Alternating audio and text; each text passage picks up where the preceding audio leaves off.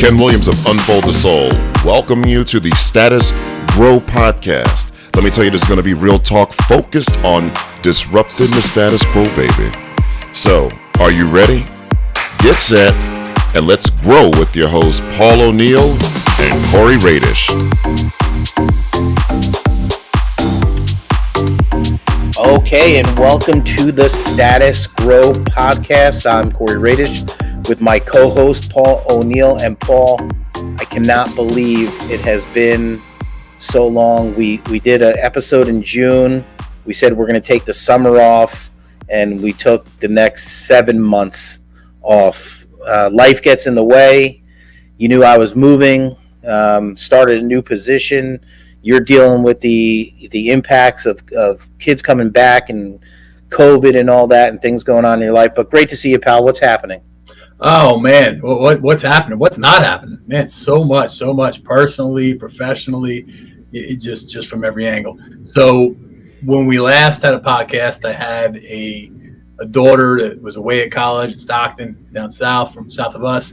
And she has since returned home and is at community college. And then now I have a senior who's about a month away, so she's excited, for the festivities that take place as a high school senior, and looking forward to going to community college as well. So I have two in college, Corey. I know you know what that's all about. So that's exciting. And then professionally, it's been a year like none other. We were so excited about getting kids back, and I think we remain excited about getting kids back. And it's really been a tale of 2 years professionally.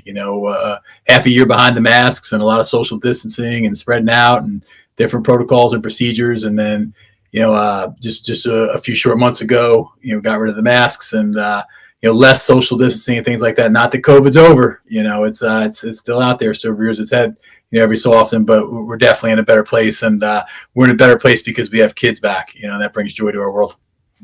Yeah, absolutely. And I've been fortunate enough to visit a whole bunch of districts, and I got to tell you, there are amazing things happening out there in schools. I think we get a little too bogged down and focused on some of the negative, right, and some of the complaining.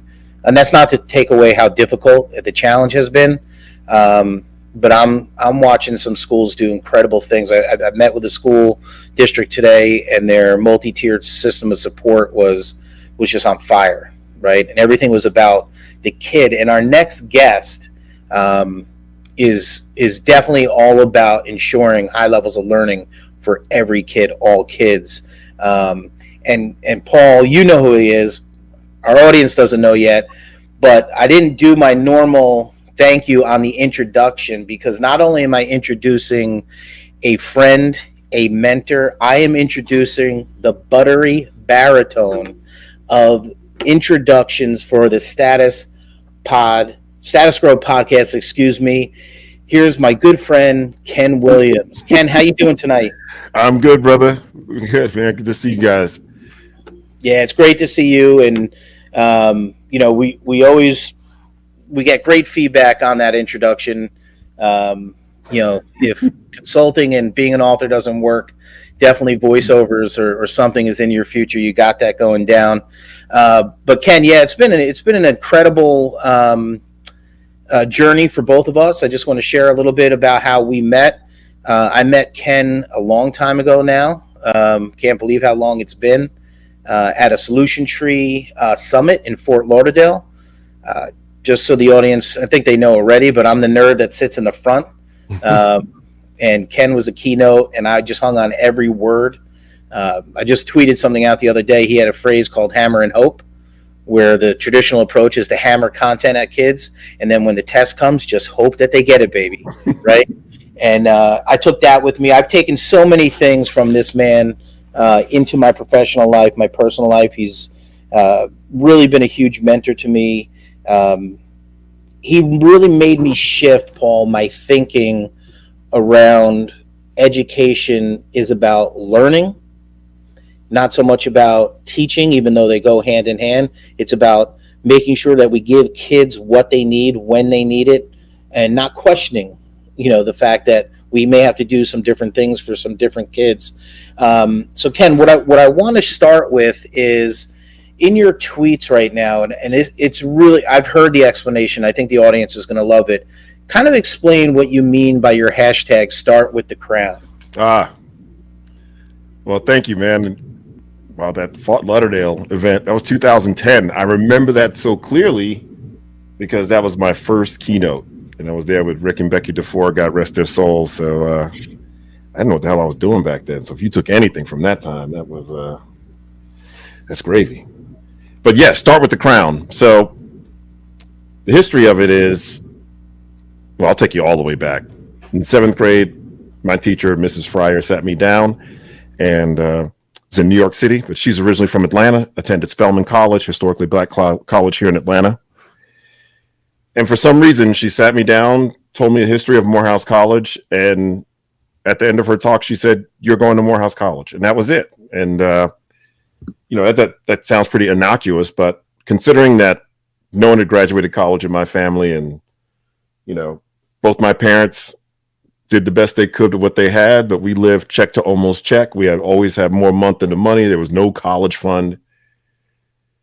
But there was something about, I'm wearing hand-me-down clothes, and, everybody's carrying Super Friends lunchboxes. I got a Wonder Bread bag with funky-ass egg sandwich in it. And yet this woman spoke vision into my life. And 4 years later, as a junior in high school, I applied to one college. And back in the day, you receive a whole little package with the brochures and stuff. And on the back of it was this quote. And it was by Dr. Howard Thurman, a past president, a 23 graduate of Morehouse. And it said, "Above the head of her students, Morehouse holds a crown she shall grow tall enough to wear." And I didn't know what it meant then, but it impacted me. You know what I mean? Like it just impacted me and just kind of stayed with me somewhere in the periphery. And the more work that I've been doing around with schools and working with the PLC process and with equity just like coming to the fore at so many schools, I struggled with just trying to get my teeth into equity because it was just being pulled in 500 different directions, and most of it rooted in feelings and nuance and race and culture and hot buttons and anger. And I was like, I need something tangible. And it dawned on me that equity is actionable, it's tangible, it's practical, and it is, in fact, when we as educators get clear on something all students have to learn, and we hold that still and grow every student to wear it, right? So if I use this example all the time, if we're talking about, just an example, I got this little mic set, right? So if every 7th grader has to know how to create this mic pack, then this becomes the crown. That means we've decided that every student has to know how to make this because it's going to help them in the next course, the next content area, the high stakes assessment where applicable, and life beyond the K-12 system. We've deemed this essential. And once you deem something essential, there is no more can they or can't they. There's only how will we get them there. And so equity in its most tangible sense is when we hold a crown in place and then we do what we need to do to grow students to the crown, right? So this becomes the crown. The crown doesn't move. Some kids grow beyond the crown. I mean, this is a fancier mic than this. And some students may aspire to build this Youre SM7B or whatever it is. Not all students. This is not essential, but we're going to make it available to those students who avail themselves to it. But this one, we're saying every student must have. And once we have that, and then we organize to grow every student to it, that's equity at work. And when we don't have that in place, what we have is inequity at work. And I call it the backpack of boulders. You know, it's just too heavy a backpack to try to figure out how much Corey can learn and how much Paul knows and what I think their potential is. You know, in my book, I talk about that, the low expectations of highest individual potential. Equity solves that, but you got to make equity tangible. Stop trying to make it about hot button issues. Stop chasing the boogeyman down. Stop getting distracted with everything except what's going on your porch and in your kitchen. But that's what the crown is. You start with the crown, not with the kid.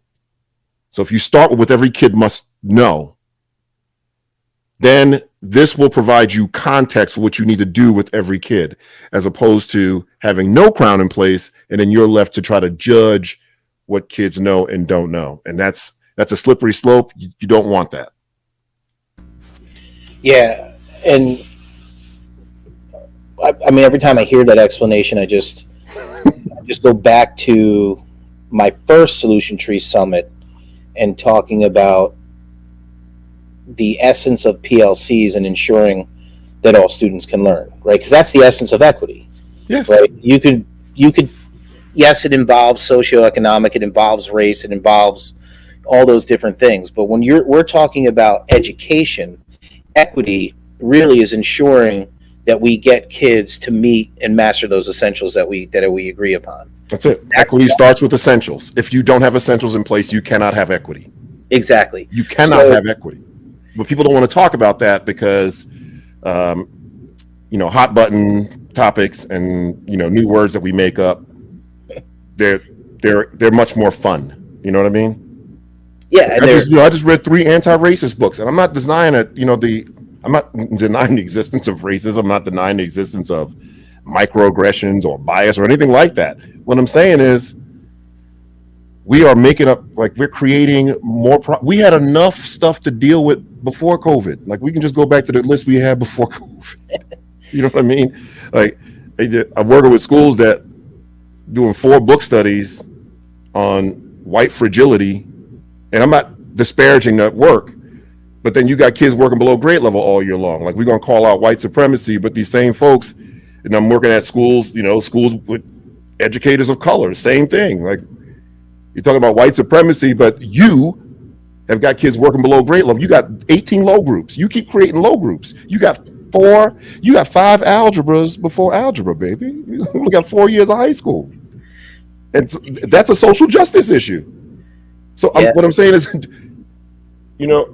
it's hard for me to complain about my neighbor's porch, like it's back across the street over there, right? It's yellow, covered in pollen, as I sit in my rocking chair on my porch, covered in pollen, right? So I'm just saying, we got enough tangible stuff to deal with. We don't need to make up any more distractions that don't result in students being moved to high levels. Yeah, and I think that's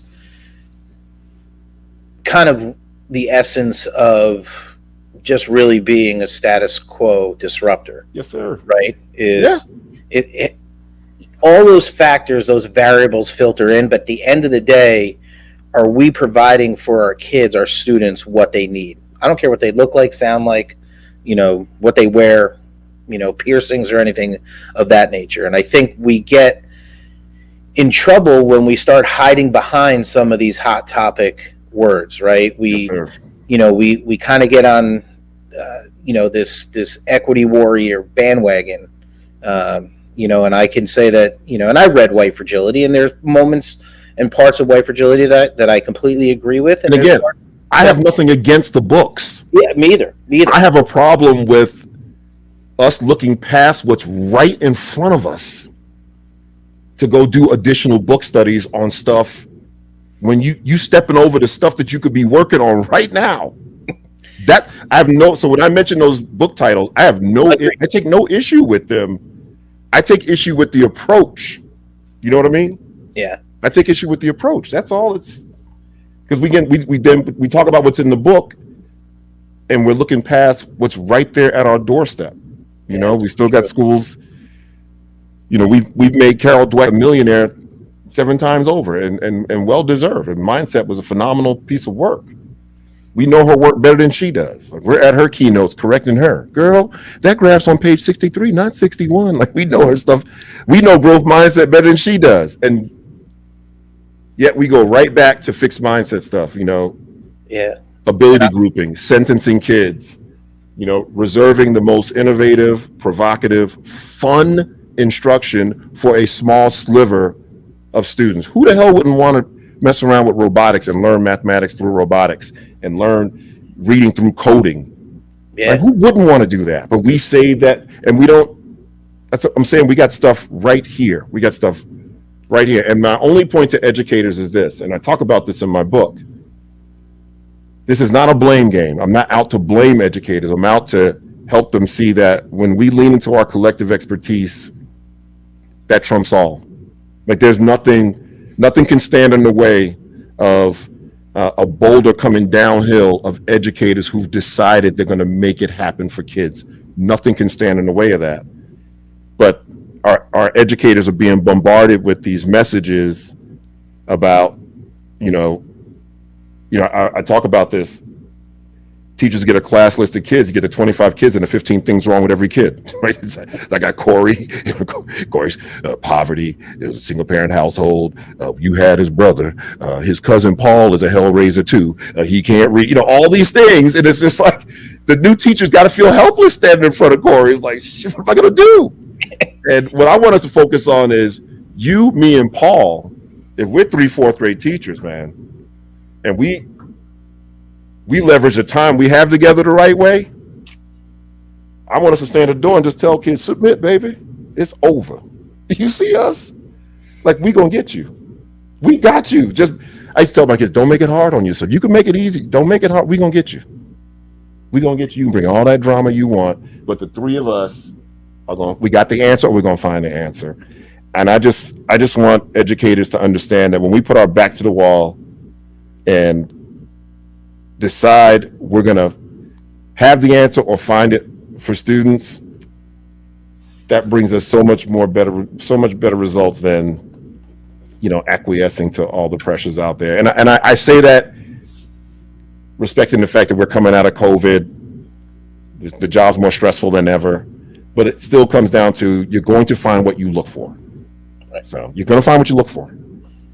Corey, I've been sitting here quietly, man, listening and taking everything in. And, Ken's dropped a lot of stuff on us already. And thank you for joining us, Ken.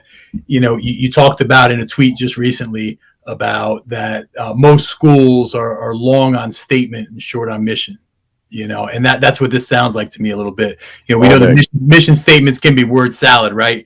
All these fans. We are the kings and queens of acronyms, right? We are the kings and queens of buzzwords. And it sounds fancy and it looks sexy, so we're going to put it up on the wall, and when people walk in, they're going to be impressed, but there's a difference between doing the work and doing the job, and we want to be about that work, right? So I guess the question that I have for you is, everybody wants to be famous, but if only a few people want to do the work, and equity is hard work, it's not for the weak. Yeah.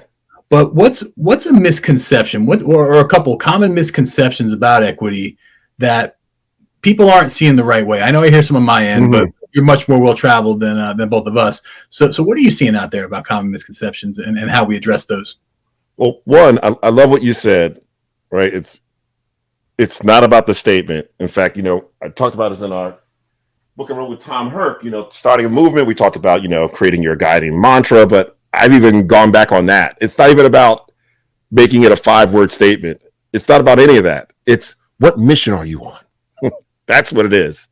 Are we on that wide-eyed, nobody's getting out of here without this? We're going to call each other out as we need to.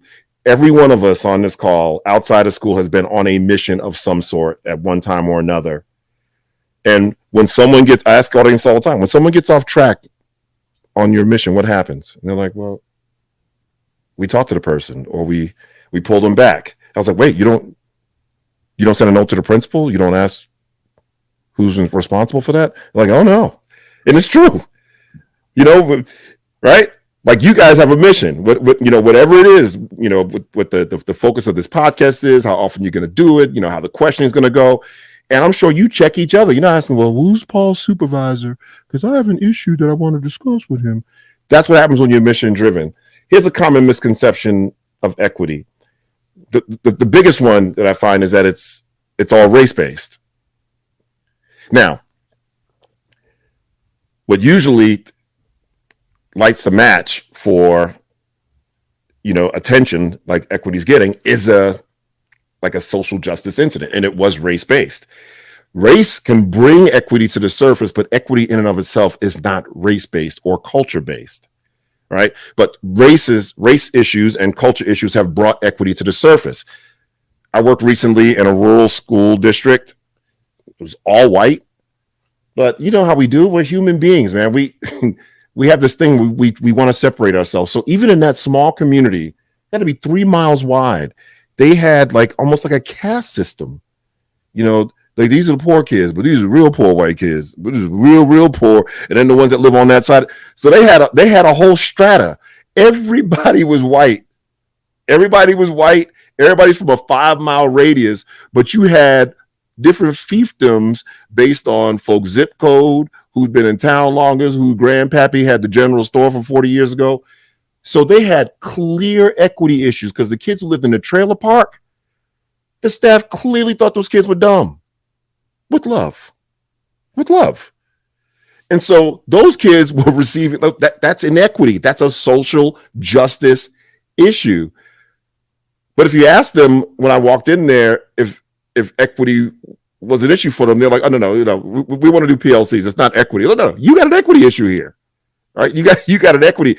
You got stuff that you're saying some kids have to learn, but not those kids. That's an equity issue. That's the biggest misconception, that it's everything has to be race-based or culture-based. The second biggest misconception is that the results are rooted in activity and not tangible results. And we're great with that, you know. And you know, my thing is, and Paul, you said it, you know, equity is hard work. But the thing is, we're already working hard. That's what I'm saying. Like we're already working hard. So why don't we work hard and do it in a way that gets results commensurate with our effort? Because right now, what a lot of you know, and you know, people don't like when I say this kind of stuff, but you know, we get rewarded for activity. You know, we lotion each other's backs with that stuff. Oh, you work so hard. You work so hard. I know you're doing everything you can. You know, but when I bought this, you know, this water tumbler with my alma mater on it, if it leaked water out the bottom, right, there was a small crack in the bottom when I purchased it, and I find it kind of flooding my desk and ruining my electronics, and I take it back to the vendor. I mean, if it were you, would you? Well, you know, COVID, our folks working so hard. I mean, let me open the door back there. You can see them working in the factory on the line. They're working so hard, doing so much. And, you know, the sealant on the bottom, it comes from an area where people are so poor. And you're like, man, I want a damn bottle that doesn't leak. All right, I appreciate your activity, but the bottle's leaking. But we let ourselves off the hook, unfortunately. I think it's out of fear. I think equity is hard because, and I mentioned it in my new book, there is a going for it-ness to achieving equity. Because once you decide everyone's got to learn this, and when I say everyone, I don't mean like on a t-shirt. Like everybody, I mean every damn body. That's scary. Right? Because then we start looking like even Corey. I mean, we had Paul. You know Corey now. You know that family. Even Corey. That's the thing. Even Corey. I have a video called I Know Your Melvins. Even all your Melvins, and that's what makes equity tough. Because you're looking at something that we're saying all kids have to learn, and we got to figure out a way to get them there while still having a life, so we can tend to our families, do podcasts, have a social life. And I believe we can do it if we max out the time we have during our contracted duty day. Yeah. You know, I want to talk about the new book because I think just from my conversations with you, you know, offline, there it is, Ruthless Equity. And look what I did here. Hold on. I think it was bubbling. Like the conversation you had, I felt what you wanted to share about equity was bubbling inside you. Yeah, it was, man. And I'm taking I don't think it's a large leap here, but that was part of your motivation for writing Ruthless Equity, because I think the frustration of things being rooted in activity, and and then you take what we've been through over the course of the last 2 years, and we designed equity councils, and we were going to create message boxes on different things. But at the end of the day, the core of our existence as educators is to get kids to be able to live life after 12th grade. Right? I'm not even talking college. So tell us, if I'm on the right path, tell us a little bit about your motivation, and tell us a little bit about the book. Man, honestly, I tried to avoid the issue, man. I call myself relatively apolitical, but I had a cousin recently say, no, it was actually Luis Cruz, who's like a brother to me. So when I say I'm apolitical, I don't stand on either. I don't stand on the side. I just do what makes sense. But the more I heard, I've been doing equity work for more than 20 years. And I was really happy to see that equity had bubbled to the surface, but simultaneously frustrated that it was being yanked in 100 different directions. And cats selling used cars 2 days ago, they're writing books about equity now. So after a while, I felt like Al Pacino, Godfather 2. Just like I tried to get out and they pulled me back in. And so my motivation was to knock the ambiguity out of equity, and then coach educators up to really access their power. And to do that, identified the enemy of equity. And the enemy of equity is complacency. And complacency comes in 50 different forms. And I got these short passages in here that talk about what complacency looks like in practice. The book is broken up into 4 rules of ruthlessness. And the 4 rules are, the first rule is a commitment to courage over comfort. The second one is a commitment to dismantling ability groups. And we actually cite alternatives, not just break them up and not know what to do next, but alternatives. The third rule of ruthlessness is a commitment to start with the crown, and that's what we just talked about. And the fourth rule is momentum over mood rings, and that means you just got to work past your mood. It's got to work past it to get things done. But I get a lot of questions about the title, Ruthless, and my wife looked at me crazy when I first came up with it, because ruthless is not usually associated with anything positive. But here's what I look at. You've got all sorts of negative energy, all sorts of messaging saying kids can't, it's too much, poverty, there's no way to get them there. And the word ruthless is rooted in, think about Olympic athletes, right? Like with the Summer Olympics. And for as much as I enjoy watching the events, the backstories are often even cooler. Just like you get the backstories, right? And I just love hearing about this kid's playing hockey. It gets up at 4:30. He's at the rink by 5:15. He's at the rink from 5:15 to 7. 7 o'clock, comes home, takes a shower, quick breakfast, off to school, all day at school, after school, back at the rink. Whether it's gymnastics, curling, hockey, track and field, you hear these stories. And the conclusion I came to is this: to be excellent at anything, you can't give your time, talent, and energy to everything. You watch Olympic athletes or anyone who is excellent at anything they do. They are ruthless about the things that matter and equally ruthless about cutting away the stuff that doesn't. And with equity, we have to be the same way.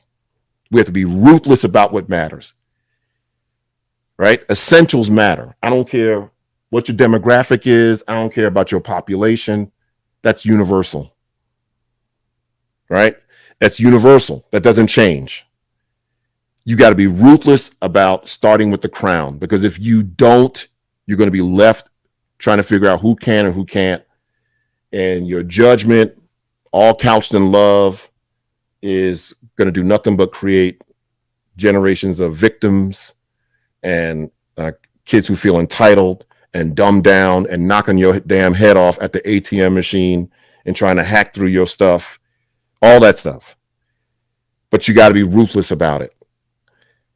You also have to be ruthless about battling complacency, right? Like on the cover of the book, there's a light bulb, and at a principal from California reached out to me last night, and he said, "Man, this is lonely work." And I said, "In the beginning, it's going to be lonely because we're tribal, and we like the herd. We don't want to we like movies about people who go against the grain, but in general, we don't like that. Like we want to go along to get along, but to disrupt the status quo, you got to step out there a little bit and then illuminate the way for others." But what I told him was, it's not going to be only for long, but somebody's got to cast that light, and you got to be aware of how the enemy works. The enemy works trying to sabotage you. Those kind of backhanded compliments, calling you the principal's pet. I talk about bag draggers. I got these 5 levels of bag draggers, folks who brag, they drag their stuff to school all the time. I got hell raisers and hurt historians, crabs in a barrel, all these little things that just bite at you. I maintain, while I love educators, I love us. For all the damn bullying campaigns that were going on and still go on, we are some of the most non-physical bullies in our profession. Paul answers a question during PD, a brown noser, trying to win favor. You see what he's doing. And you know what? It sounds like you're just joking, but it's really a jab. It's an attempt to kind of pull you back to the mean. And there's so many forms of complacency that exist. And I address a lot of them in the book and how to deal with them. But you've got in this day and age, with all the information coming at us that tell us we can't, you've got to be ruthless about knowing that you can. And the rub of it all is, you're going to find what you look for. If you insist your kids are dumb and you treat them that way and you teach them that way, you're going to have all the data that proves your point. But then I'm going to show you a school that looks like yours, smells like yours, kids like yours, parents like yours, with teachers who are holding that crown above their heads and challenge them to grow tall enough to wear it, and they're getting results. I just want to restore confidence back into our adults, back into our educators, because we're already working hard. Why not go ahead and get the results while we're at it? Ken, that's great stuff, man. It really is. As you talked about it, what I started to think about is the power of the spoken word and the power of belief. And I started to think about, one of my favorite sayings is labels are for soup cans. And we love the label and we love to categorize and we do spots. But speak to this for a second. How much of that is less a lack of belief in the kid and maybe some doubt in the belief in the educator themselves to maybe get them there? You asked and answered your whole question to me. It always devolves into that lack of belief, right? Because if and I'm just throwing stuff out there, if I hear Paul has a challenge processing, or Paul comes from a tough area, whatever it is, man, the labels, they start out as a way to kind of categorize issues so we can support efficiently. Right? If you and Corey are having trouble with mixed fractions, and we know we can target some mixed fractions acceleration and get you going, but what it devolves into is we start teaching a label. See, labels for me are just context, and I don't have one to know about them anyway. Like I want them to find me. I don't want to find a label. You know what I mean? I was that teacher that after my first year, man, I didn't want to look at CUME folders. I'm not recommending that as a practice, but I'm saying I scanned them. Like I just wanted allergies in custody. That's all I want to know from CUME folders. All right, if you're allergic to peanuts, we can't have peanuts on Fun Friday. And if Uncle John isn't supposed to pick you up, I need to know that Uncle John isn't supposed to pick you up. But otherwise, tabula rasa, baby, blank slate. I don't want to know nothing. What I need to know about a kid will find me. That's. So I use it as, and then if I know about the labels that come with a kid, I'm too arrogant. I don't know, cocky, arrogant. I don't know what you call it, but there was no damn way a label's going to tell me where I'm going to take a kid. And then once I learn how to collaborate, I'm like, wait, you telling me what this label, me, Corey, and Paul, man, forget that. We got this. So when the labels are context for how we're going to respond, we're good. When the labels limit our thinking, we're dead in the water, and even worse, the kids are dead because we already got a job. Like, we got jobs, we got careers already. The kids suffer even more. But it breaks my heart for both educators and kids, because kids are never going to get what they need, and the educator is never going to be the educator they can be. I really believe it's a crisis of confidence. It's a little bit of fear, which is why we have to collaborate. Like, we collaborate for one reason. That's another thing I really try to do in this book. Is to boil things down to its simplest form. We collaborate for one reason, and that is because there is a proposition, there's something that all kids have to learn. That's the only reason we collaborate. For the kids who want to make this mic, it's not essential. So we can do that back in our individual classrooms. But this one, we're saying every kid has to walk out in 7th grade knowing how to make it.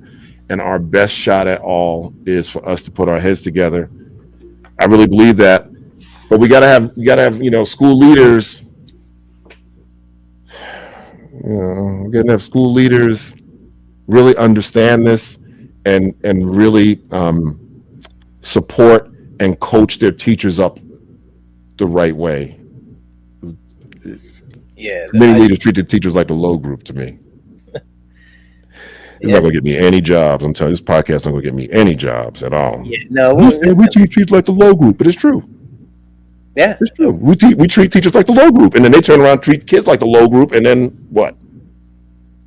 You know what I mean? It just keeps the cycle going, and it doesn't break the system all day. And I think, Paul, back to your question about the adult, I think, and this is really hard, especially going through what we've been through, is when something is being brought up, or we're trying to change paradigms and systems and procedures and protocols, the first question most educators ask is how. Mm-hmm. How am I doing that?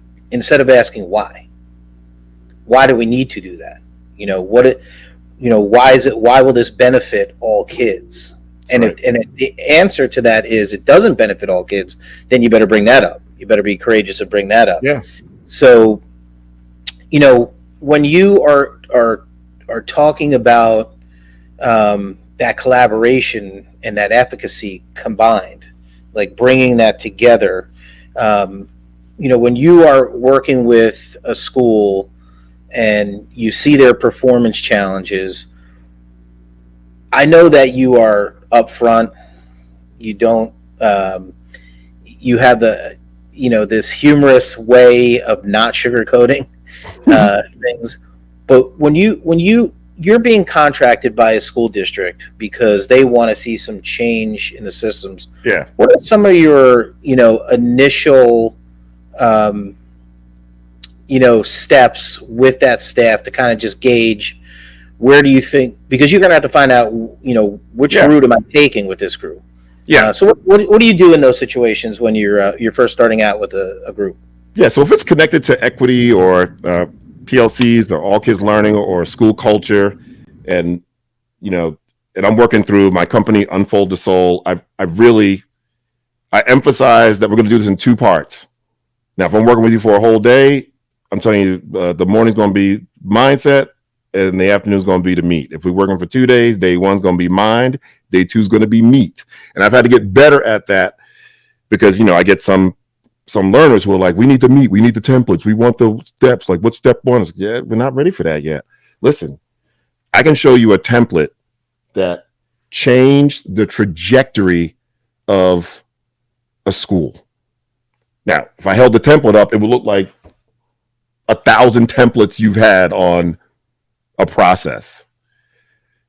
It changed the trajectory at that school because we engage in the mind first, the mindset, the why. And once you have the why in place, once you are on a mission, then this template takes on a new life.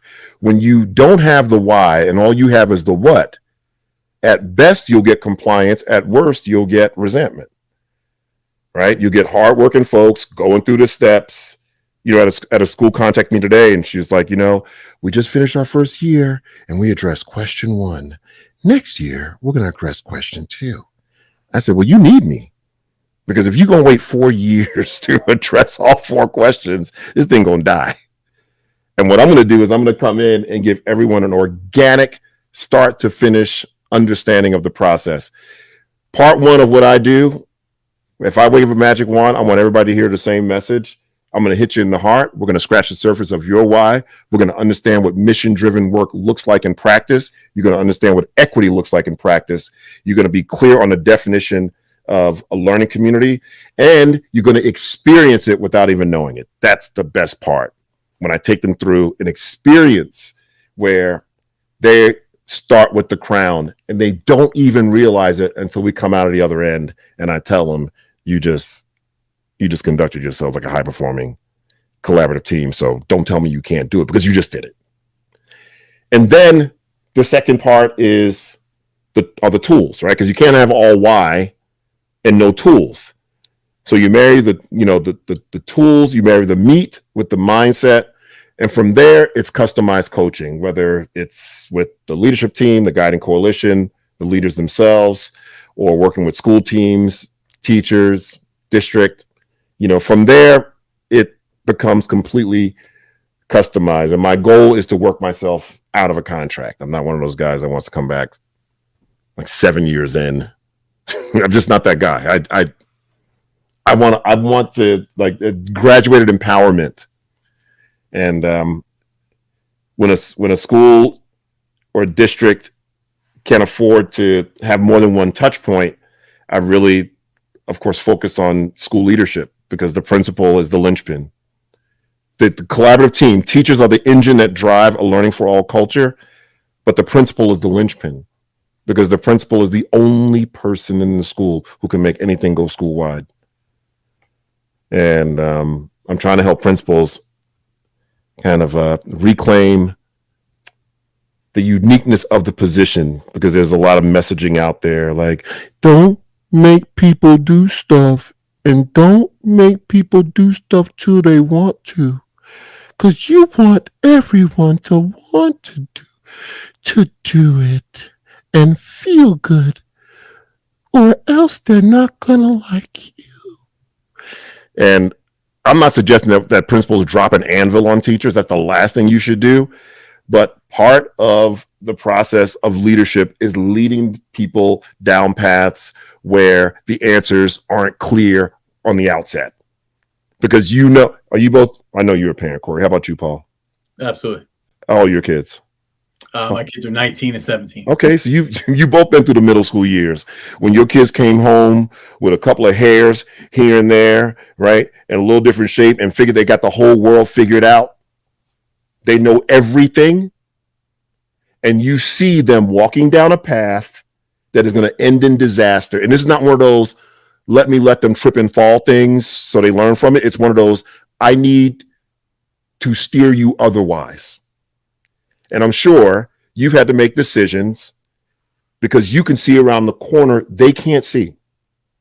They cannot see it. And you had to make decisions that made you unpopular in the short run. Yes? And at 19, and I know Corey's got some kids in and out of college. I know our kids are 23 and 22. Every month or so they come back, you know what, you were right. You know what? Yeah, it's one of those things. And that's what this work is about at the principal level, is you've got to see around the corner for your teams and guide them into work where there's not always the answer in the beginning. But if they engage in the right process, they're going to get better results, which will have them come around and say, now I get it. And once you have that, they're off and running. But I tell all the principals, look, your gift card games can take a hit early on.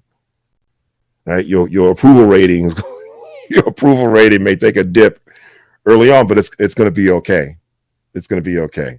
But man, so much of this starts with mission, and the mission to decide that equity is a priority and that we're going to be ruthless about it and we're going to hold each other accountable. Like, I didn't call it ruthless equity when I was a principal, but we were on a mission. And one of the agreements was, I'm not the only one that gets to call people out. Like, my folks called me out too. Like, we talked about this, we finally carved out time for teams to collaborate. Then we carved out time for kids to be accelerated when they were behind. And I deemed the time sacred. Like, during this 40-minute period, every single person in the building, except for our secretaries, our custodians, and either the AP or me, were folded into a classroom accelerating kids. That means if it started at 1:20, at 1:21, the hallways should seem like a ghost town. And either me or my assistant principal, Jeannie, were up in the front office. And if we saw people like, hey, somebody was like at 1:30, hey, I got a question for you. He's like, you do? But where are you supposed to be? Oh, my bad. Kindergarten. But you know what happened is I started, I get a little pressure from district, and I start looking at emergency meetings or using some of that time for something else. And my folks called me out on it. They were like, now you said this time is sacred. And here you go, keep calling these little emergency staff meetings. So I had to talk to my assistant soup, and I said, Doc, because, we used to drop everything when assistant soup comes to the school. I said, Doc, I made this promise to them. And so unless it's blood or bone showing, I'm not going to be able, if I'm in first grade delivering acceleration, and he was like, I get it. I understand it. And I will let you know if it's that kind of emergency. And so, but that was about being on a mission. That wasn't about them trying to make me look bad. We were holding each other to what we decided we were going to do for kids. And now I was at the worst performing elementary school in the worst performing district in the greater Atlanta area. It's all about mission, right? Mission, mindset, and meat. That's damn good. I got to write that down. Shit.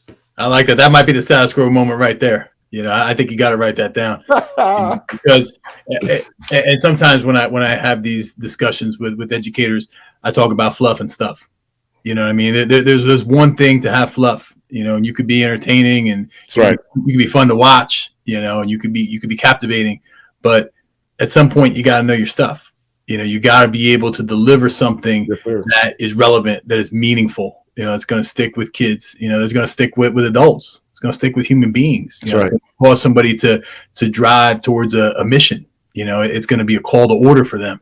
And what I heard you say, and you didn't say it exactly this way, but it seems like it's not just about the mind, it's about the heart and working in conjunction. God, brother. That they work together. And where I'm going with this is, you see a lot of times on social media, because you're a social media king, you see out there,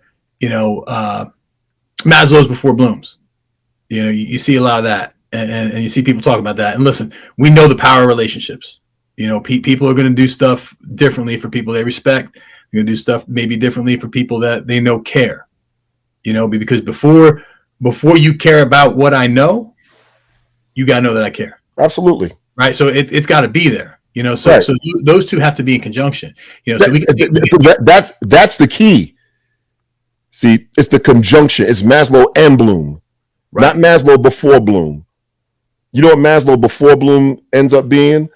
We're going to build relationships, and we're going to focus on relationships and then instruction. We're going to get relationships first and stuff. And then, no, we established rapport on this short podcast. You took 5 minutes. We established rapport, right? We're not 47 minutes in talking about, well, how many kids do you have, Ken? And we like to do for fun. It's got to be a synergy. Both. It's both. We are our own worst enemies sometimes when it comes to this work, man. And I think we're so afraid of our own shadow at times that we will do anything we can to take the attention off of learning. My friend, colleague, and mentor, Doug Reeves, wrote a great blog post a couple of summers ago. Don't take the L out of SEL, because that was the big thing. It wasn't SEL, it was SE. SE, SE, SE, SE, SE. It's SEL. You ever coach? You ever coach anything, Paul? Oh yeah. What'd you coach? Football. You know damn well you had to build relationships, right? Absolutely. Did you do it as you coached? Absolutely. Or did you take the first 3 weeks and just do all relationships? It was as you coached, as you worked those kids, as they busted their behinds, as they sweated out there. It's to get, you said it, conjunction. The problem is we keep talking about it as in before. It just delays the inevitable, which is at some point, like you said, we got to get down to the work. I build relationships for one reason. People like learning from folks who think they care, who care about them, who are connected to them. I'm more invested. But after my first year as a teacher, man, I built relationships for one reason, to pull you behind to where you need to go. Now, admittedly, the first year, I was trying to be popular. I was 6 years older than the kids. I thought I was cool. It was more ego driven. But then I really learned how to leverage relationships. It's relationships and learning. The learning never stops. We're always, learning is a through line of our work. And if something gets in the way of learning, then we address it. Right? If something advances the learning, then we continue to do it. But what we do is we stand back and we look out and we decide what's going to impede learning. Like when we came back and started to come back to live school from COVID, there are tons of great educators out there. I'm not doing any instruction for the first 3.5 weeks. I'm hugging all my kids. I know they're going to be traumatized. I was like, how do you know that already? Some great teachers I led. I was like, what you mean you're not going to teach anything for 3 weeks? They're going to be traumatized. And admittedly, none of us knew how kids were going to come back, but don't assume. The best thing kids can do is be put in a position to get a win. Something Doug Reese pointed out to me is like, that's video games. Did video games soften up during COVID because kids going through so much? No, they didn't. Video games was like, look, your ass just lost. Go get some dinner and come back in an hour. You suck. And what do kids do? Log off, go get a snack, come right back. And those kids, the video game hurt my feelings. Video games, they're unrelenting. You lost, you suck, you won, you're getting better. Immediate feedback, no fluff. We don't care where you're from. We know you live in a trailer park. We know you grew up in the hood. We don't care, you suck. And we come back for more. We keep coming back for more. I'm going to ask you one question. For all the hand wringing, what are the first couple of thoughts that come to mind if and when you've met a school leader or a classroom teacher who said, my first year was during COVID? Like, I completed my first year as a school leader or my first year as a teacher, and they completed it and they're coming back. What are some thoughts that come to mind to you? Corey, I got to jump all over that one, man, because we've had so many different faces in different places in the past couple of years, for a multitude of reasons. But the first thought that comes to mind is, man, you're back.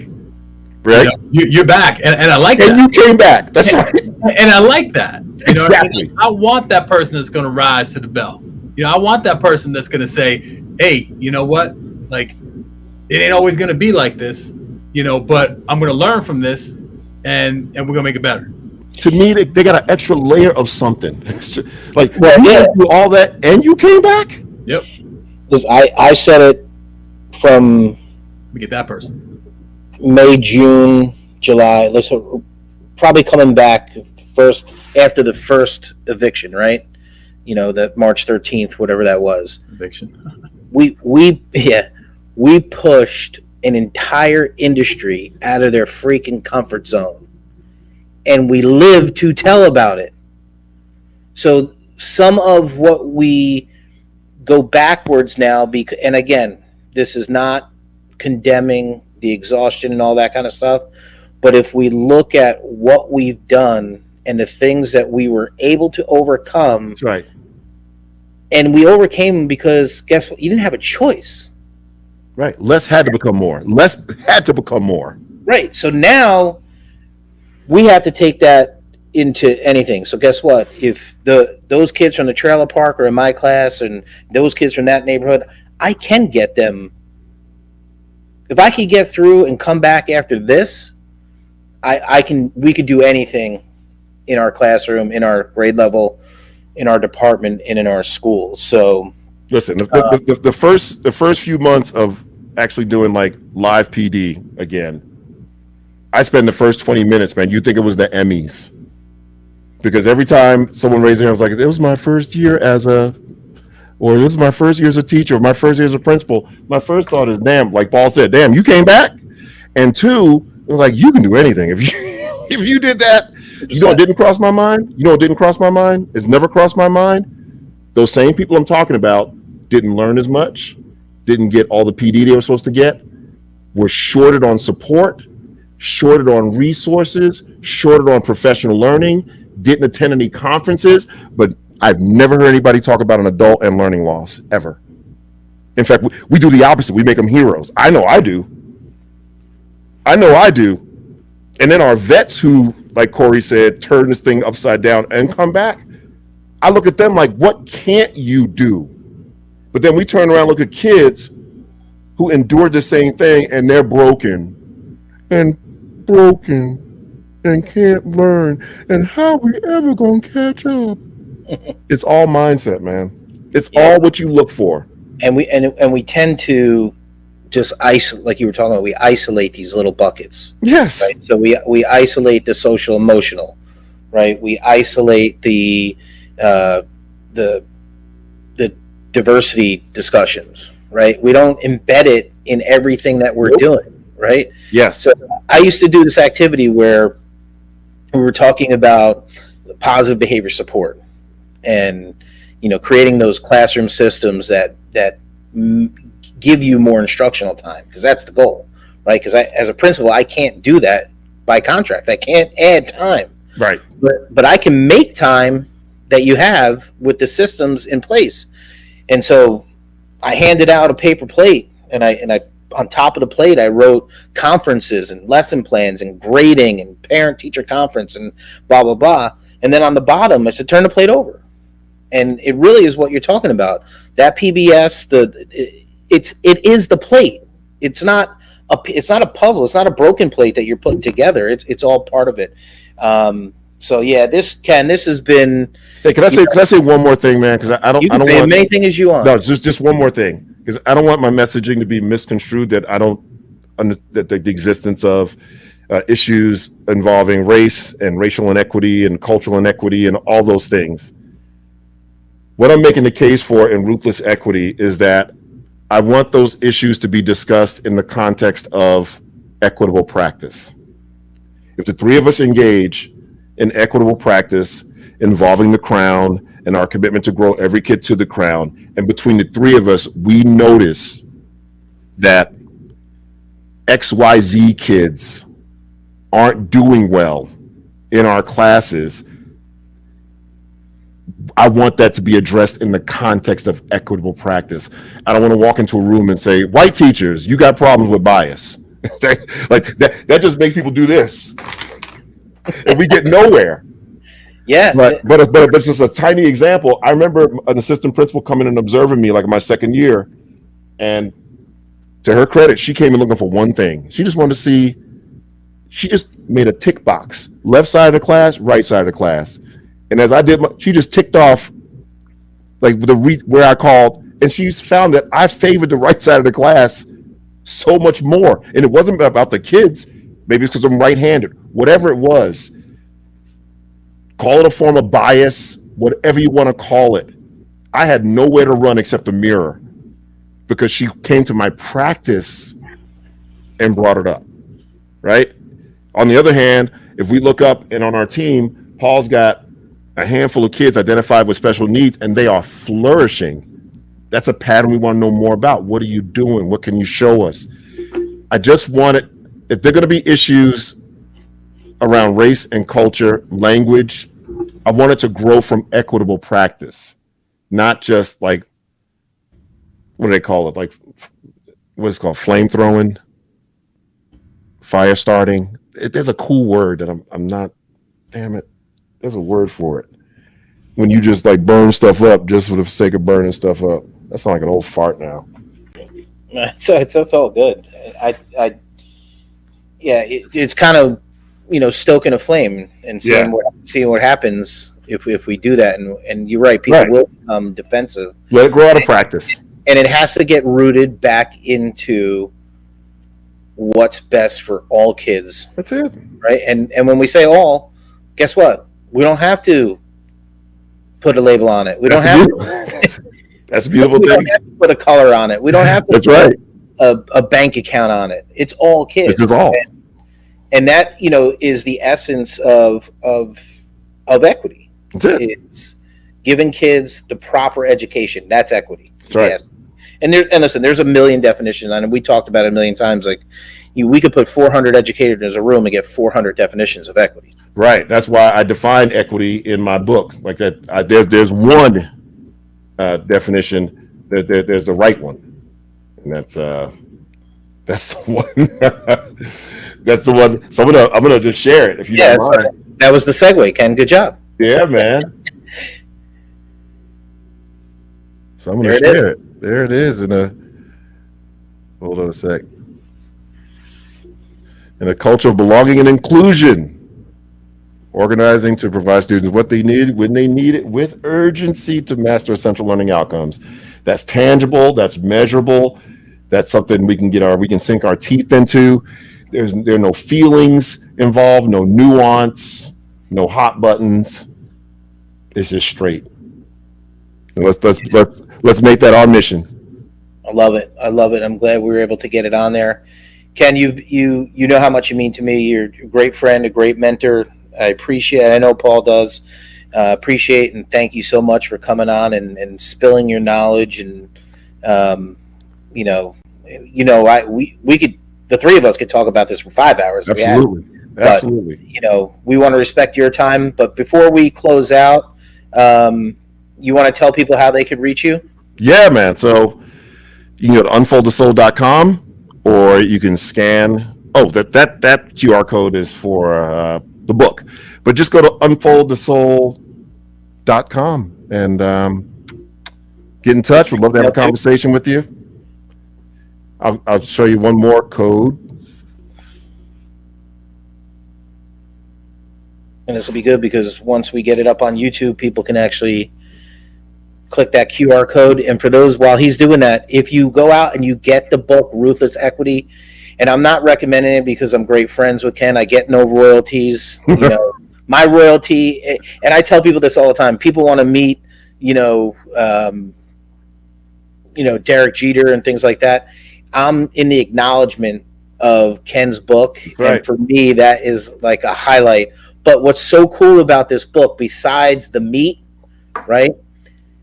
There are QR codes embedded in the book. And so as you're reading, you take out your phone, you use your camera, and boom, it takes you to one of Ken. And if you have not seen his little videos, there's one right there. If you haven't seen his little videos, they're addictive. Like, that's the only thing I can say about it. They're addictive. Like, you go and you listen, and there's always something that you hear. Our buddy Vernon Wright would talk about pro tips, right? There's always some kind of pro tip that is coming out. I appreciate it, man. Code. And so, yeah, I don't know, Paul, if you want to put some final words on it. I got to tell you, I know Ken's a big football fan, and I'm not going to go to his favorite team here, but there is a guy that silence. Absolutely. But there is a guy, he's one of the greats, Ken. He reminds me of you, and that's Randy Moss, because you are straight cash, man. Oh, man, I love Randy Moss, baby. I love Randy Moss. Listen, every time, man, straight cash. Listen, thank you so much. I appreciate it, brother. We'd like to thank all of our viewers, all of our listeners. We hope you enjoyed the podcast. Ken, thank you so much for joining us. And Corey, I know, is going to get into the lab and chop this up and get it out to our viewers. Corey, you want to take us home? Yeah, I mean, with that said, again, just another thank you, and we'll get this in the lab and get this out as soon as possible. Again, go to Amazon to get Ruthless Equity. You can reach out and find it on unfoldthesoul.com. You will not be disappointed. You can also follow Ken at Unfold the Soul on Twitter. You definitely want to be a follow there. And, hey, have a great rest of your week, Ken and Paul, and we'll see you guys soon. Thank you, brother. Thank you, guys. Appreciate it. StatusGROW Nation, on behalf of Paul O'Neill and myself, we thank you for tuning in. For those of you not viewing the podcast on our YouTube channel, If you're interested in purchasing Ken's new book, Ruthless Equity, which is the #1 seller for educational books on Amazon, you can go to his website at www.unfoldthesoul.com, or you can check it out on Amazon. Until next episode, take care.